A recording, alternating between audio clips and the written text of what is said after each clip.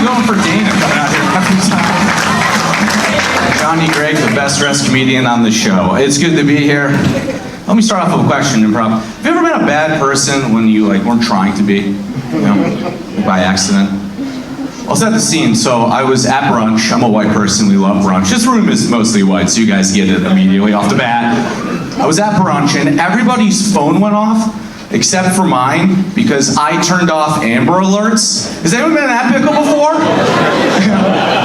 The last time I got an Amber Alert, it was like 2 in the morning. I was like, I can't believe y'all are stealing kids at this hour! And so I shut them off, And now I'm at the brunch table, and everyone's like, oh my God, there's a kid missing.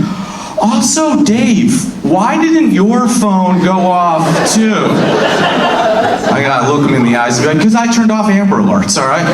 And my one buddy's girlfriend was like, oh my God, why would you do that? It's like, I don't know, I don't see the kid on this patio, Chelsea. Now, are you gonna get French toast or not, Are we drinking bloodies or are we cosplaying Law and Order right now? Or what are we doing?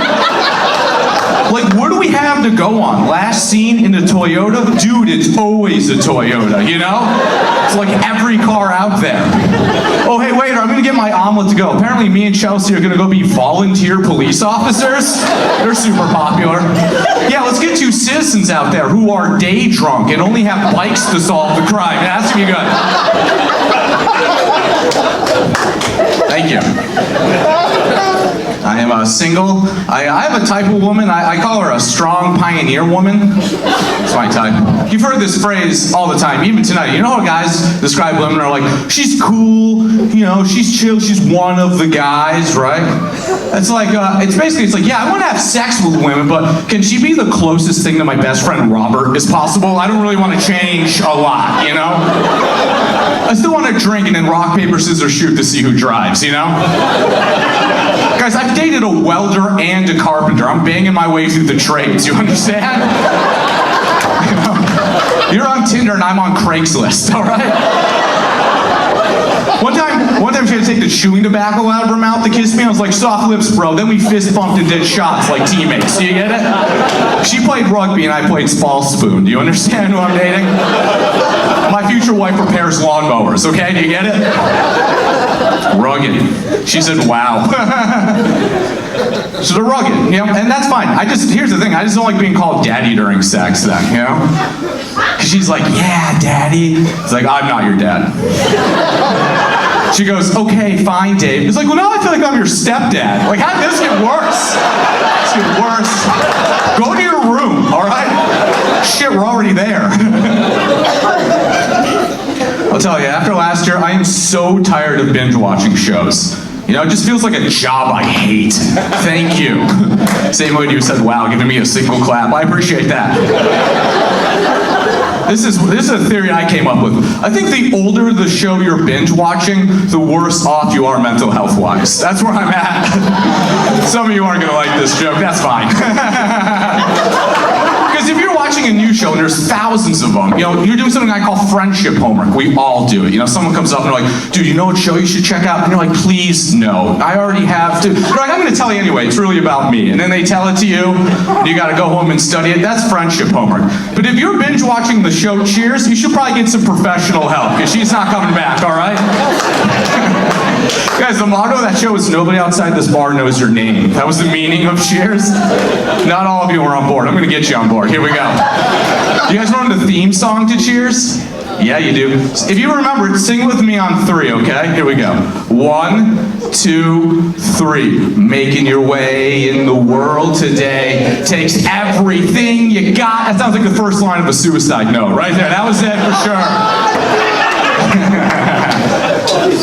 I like Planet Earth, I like that show. You guys like Planet Earth? Yeah. We all like it because of David Attenborough, right? Because he has that English accent, so everything he says, yeah, a clap for David. And me, I'll take it. He has that English accent, so everything he says, it sounds so whimsical, But if he has a different accent, that's a completely different show, Like, he'll say things, he'll be like, and now the hummingbird will abandon its young. And you're like, whoa, that's cool. But if you had like a Boston accent, be like, yeah, the fucking hummingbird hasn't seen its father in like 2.5 years or some shit like that. I think went after smokes, I don't know, go Sox. You're like, okay, Mother Nature's a single parent. I'm glad we're all learning from documentaries. I started skipping school when I was 7 years old. That's true. Yes, Jesus, that's my teacher right there. You're like, come on back, Dave. This is what I do. I'm going through the front door, then immediately out the back, and then I just run a mile down the road, and I would just hang out in another school's recess. You know what's scarier than losing a kid? Gaining a kid, you know? It's like, what are you doing here? And you're like, I'm 7. And they're like, all right, that checks out. I'm an elementary school teacher, and I'm hungover, so that's you're in. And I would bring like a sock full of quarters with me because it doubles as a weapon, and I would sneak into the teacher's lounge of that school, and I would buy snacks out of their vending machine, and then I'd just eat them in the woods like a feral hobo child, yeah? Did this for weeks, never would have got caught. Made one mistake, started recruiting other children to do it with me, you know? You know, like a cult leader? Guys, they put me on Ritalin for that. They're like, Dave's having a hard time paying attention. It's like, bitch, I'm not even there. You know, I'm out leading a society right now. You understand that? It has to be higher level. I mean, I do have ADD and OCD, so I'm obsessed with accomplishing nothing. But that's multitasking now. That's what we call that. I love sports. I don't know if you guys are sports fans, but this is my favorite sports story. I didn't grow up here. I grew up in New York, but not the cool part of New York. I grew up in upstate New York, which is basically Ohio.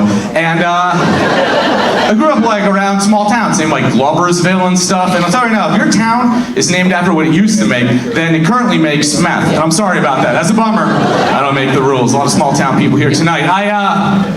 So I'm 19. I wake up hungover, I got Sharpie dicks all over my face because my friends are my enemies, you know?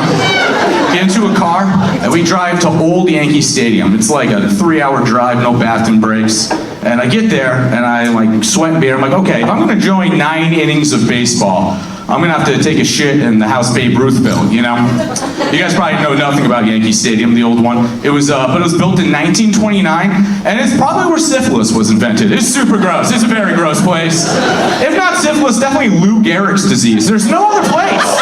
There's a disease named after it. But Old Yankee Stadium, it's a gross place. And so anyway, there I am. I'm sitting in the bathroom stall waiting for a bus, you know, and of course it doesn't lock, right? The door's been shotgun blasted in SWAT team style. Ladies, I get it.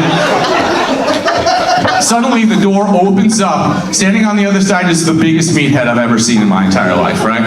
He has like one of those stretched out tank tops on, you know? Or he looks like a German DJ just beat a man to death, you know, like one of those. Wearing a winter jacket, it's April, it's very cold, right? Yeah, ill for the weather. It is April, doesn't like April, guys.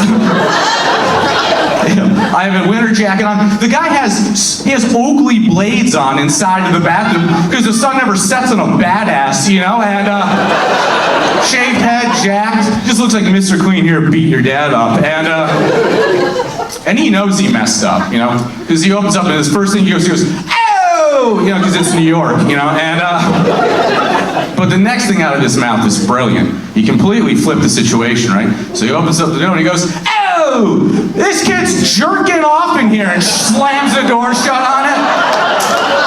That's just a ripple effect down the urinal, like jerking off, kids jerking like the 1950s Newsies, you know? Dude, that was the worst walk of shame of my life, you know? I just got out, and some guy's like, hey, look, it's the jerk off kid. And that all happened during the national anthem. I'm David Lewis, thank you so much. It's been a blast.